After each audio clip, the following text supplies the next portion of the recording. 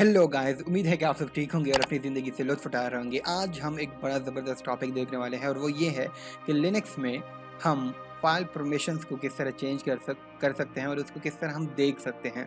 और फिर users permission क्या होती है, ग्रुप परमिशन क्या होती है, उसके अलावा जो लोग होते हैं उसकी क्या परमिशन होती है। सबसे पहले अगर मैं यहाँ पे जाऊँ, अगर आप लोगों को मेरे सारे मैं अगर अपने डॉक्यूमेंट्स अगर मैं दिखाना चाहता हूँ कि उसकी क्या परमिशन है, तो आई विल जस्ट राइट ls/la। तो आप देख सकते हैं यहाँ पे मेरे पास एक रूट फ़ोल्डर है, जिसके पास यहाँ पे ये जो है ये हमारे पास परमिशंस हैं। इसका क्या मतलब है, ये भी मैं आप लोगों को कुछ देर में बताऊँगा।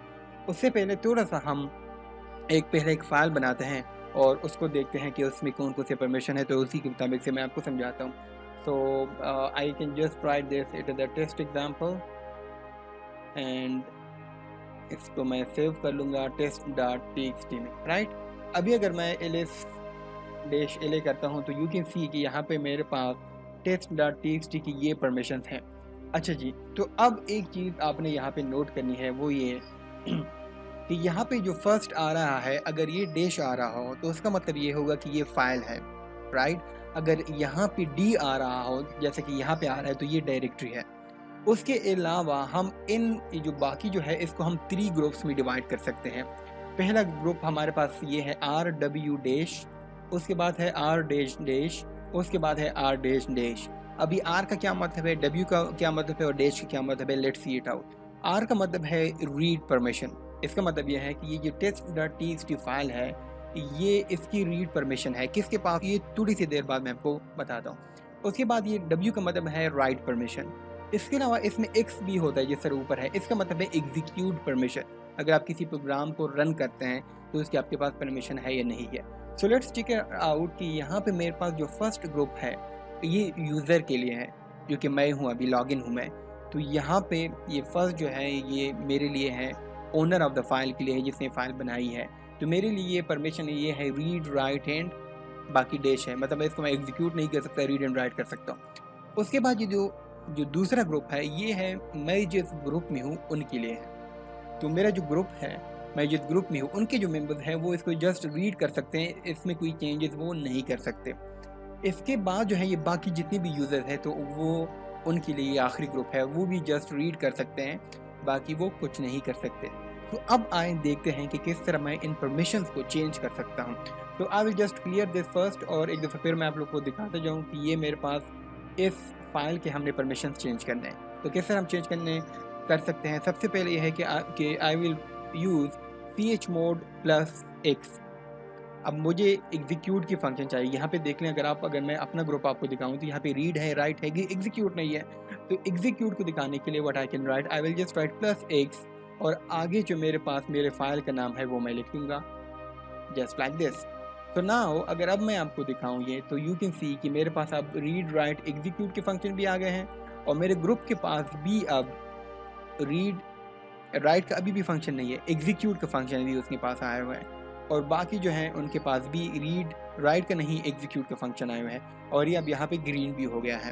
तो इस तरह आप इसको चेंज कर सकते हैं। इसका एक और भी शॉर्टकट है, वो ये कि अगर आप चाहते हैं कि ये परमिशन सबको अलाउ हो जाए, सबको ये असाइन हो जाए, सब जितने भी लोग हैं वो उसको रीड भी कर सके, राइट भी कर सके, एग्जीक्यूट भी कर सके, तो आप लोग आसानी से जस्ट ये कर सकते हैं कि 777 test.txt। सो अब अगर मैं आप लोगों को ये दिखाऊं तो आपको हैरानी होगी कि जितनी भी परमिशन है सारे ओपन हो गए हैं इस फाइल के लिए, सबके लिए, मेरे लिए भी, मेरे ग्रुप के लिए भी और उसके अलावा जो लोग हैं उनके लिए भी ये ओपन हो गए हैं। तो एक और चीज़ आपको दिखानी है, वो भी आप लोगों ने इसका ट्राई ना किया हो, तो वो ये है कि अगर मैं पहले आपको ये दिखा देता हूँ कि मेरे पास अभी ये सारे परमिशन हैं। अब अगर मैं चाहूँ कि मेरे और मेरे ग्रुप के अलावा इस फाइल के परमिशन हो, मुझसे भी परमिशन ख़त्म हो जाए और मेरे ग्रुप से भी परमिशन ख़त्म हो जाए, तो वो मैं किस तरह कर सकता हूँ। I will just write here chmod 17 मैं दूंगा और आगे मैं अपना फाइल का नाम दे दूंगा। तो अगर मैं अब इसको रन करता हूँ और आप लोग को ये दिखाता हूँ मैं, तो आप देख सकते हैं कि बाकी जितनी भी परमिशन थे वो ख़त्म हो गई हैं। जस्ट मेरे और मेरे ग्रुप के अलावा जो लोग हैं वो उसको रीड राइट एंड एग्जीक्यूट कर सकते हैं। अभी अगर मैं आप लोग को ये फाइल दिखा दूँ ज़रा, तो आपको यहाँ पे एक मिनट मैं आपको ये फ़ाइल दिखा दूँ कि हमारा फाइल जहाँ पे है। तो मैं ये कहाँ पे chmod एग्जाम्पल, अब देख सकते हैं अभी यहाँ पे क्रॉस आ रहा है कि अभी मैं लॉगिन हूँ तो मैं इसको नहीं ओपन कर सकता बिकॉज मेरे पास परमिशन नहीं है इसको रीड करने की। तो अब अगर आप चाहते हैं कि आपके अलावा आपके ग्रुप के जो मेंबर्स हैं उनके पास भी परमिशन हो और बाकी सब लोगों के पास हो, सिर्फ आपके पास ना हो, तो आप इस तरह लिख सकते हैं कि chmod 77 test.txt। अब क्या होगा? अब होगा ये कि अब आपके अलावा ये आप हैं, आपके अलावा आपके ग्रुप में भी सारे परमिशन हो गए और आपके ग्रुप के अलावा जो बंदे हैं उनको भी परमिशन अलाउ हो गई हैं। अगर अभी मैं यहाँ पे फाइल आपको दिखाऊँ, still it is not readable because अभी तक हमने अपने आप को परमिशन नहीं दी। तो अभी अगर मैं अपने आप को परमिशन दूंगा तो मैं क्या करूँगा, आई विल जस्ट राइट यहाँ पे, पहले मैं आप लोग को ये परमिशन दिखा दूँ। मैं अब यहाँ पे दिखा दूंगा chmod 6777 test.txt। तो अब सारे परमिशन जो होंगे वो दोबारा से इनेबल हो जाएंगे। अब अगर मैं अपने फाइल को ओपन करूं तो यू कैन सी कि हम इसको ओपन कर सकते हैं और इसके अंदर टेस्ट एग्जाम्पल को भी देख सकते हैं। सो आई होप कि ये जो है ये आपको आज की समझ आ गई होंगी कि परमिशंस क्या होती है। 3 ग्रुप्स होते हैं, पहले हमारा ग्रुप होता है, ओनर का ग्रुप होता है, उसके बाद ओनर जब ग्रुप में है उसकी परमिशन होती है, उसके अलावा जो लोग हैं उनकी परमिशन आखिरी ग्रुप में होती है। तो और इसके अलावा 777 क्या कहता है, अगर आप 1 7 देंगे तो आपके और आपके ग्रुप के अलावा जो लोग हैं सबके लिए अलाउ होंगे, मगर आपके और आपके ग्रुप के अलाउ नहीं होगा। 2 7 अगर आप डालेंगे विद chmod तो क्या होगा, तो फिर आपके अलावा बाकी सबको अलाउ हो जाएंगे।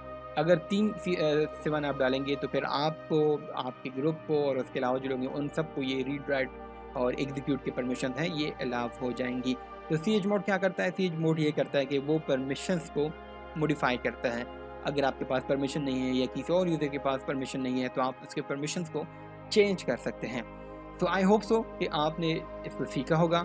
हम इस प्लेलिस्ट में, मैं इसका प्लेलिस्ट एक बनाऊंगा जिसमें लिनक्स के बारे में हम पूरी डिटेल के साथ डिफरेंट उसकी जो स्ट्रक्चर है, डायरेक्टरी किस तरह बनाते हैं, फाइल्स किस तरह बनाते हैं, हम स्टेप वाइज उसको सॉल्व करते जाएंगे। अगर ये वीडियो आपको अच्छी लगी है तो डू सब्सक्राइब और बेल के आइकन जो है उसको भी थोड़ा सा अच्छे से दबा दीजिए ताकि जो नए वीडियोस हों वो आप तक बर वक्त पहुँच सके और आप सीधे हमारे साथ इस लर्निंग जर्नी में हमारे साथ शामिल हो सकें। अल्लाह हाफ़िज़, अपना ख्याल रखिएगा और मुझे भी दुआ में याद रखिएगा। That's it.